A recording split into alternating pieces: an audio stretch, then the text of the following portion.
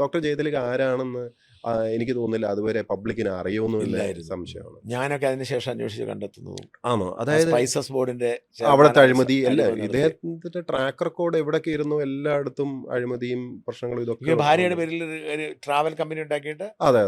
അന്ന് ഭാര്യ അല്ല, അന്ന് അവര് ഭാര്യ അല്ല. അല്ല, അന്ന് CBI അന്വേഷണം വേണം എന്ന് കൊച്ചി യൂണിറ്റ് റിപ്പോർട്ട് കൊടുത്തതാണ്. സ്പൈസസ് ബോർഡിൽ അദ്ദേഹം ചെയർമാൻ ആയിരുന്ന സമയത്ത്. കാരണം പല ആരോപണങ്ങളാണ്. ഇപ്പോൾ ആരോപണം വിത്ത് എവിഡൻസ്.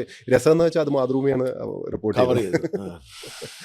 എനിവേ അതൊക്കെ പിന്നെ സെറ്റിലാക്കുന്നു. ഞാൻ പറഞ്ഞില്ല, സെറ്റിൽ ചെയ്ത് കഴിയുമ്പം പിന്നെ അവരായി അവരുടെ ആളാവും.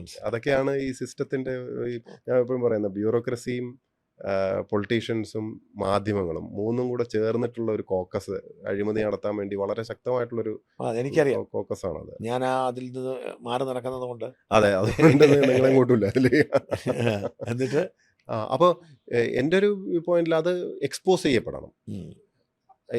അതും കൂടെ എൻ്റെ ഒരു ജോലിയാണ്, അത് എക്സ്പോസ് ചെയ്യണമല്ലോ. അല്ലാതെ ഈ ഒളിച്ചും പാത്തും ഇങ്ങനെ ഉള്ള അഴിമതിയൊക്കെ നടത്തുകയും ഒരിക്കലും ഒരു ആര് റഡാറിൽ പെടാതെ അങ്ങനെ സൂപ്പർ മിടുക്കനായിട്ട് അങ്ങനെ പോയാൽ ശരിയാവില്ലല്ലോ. He should be brought to the public അറിയട്ടെ നമ്മളെ ഇങ്ങനെയൊക്കെ ചെയ്യുന്ന ആൾക്കാരാണ് ഇവിടെ ഇരിക്കുന്നതെന്ന്.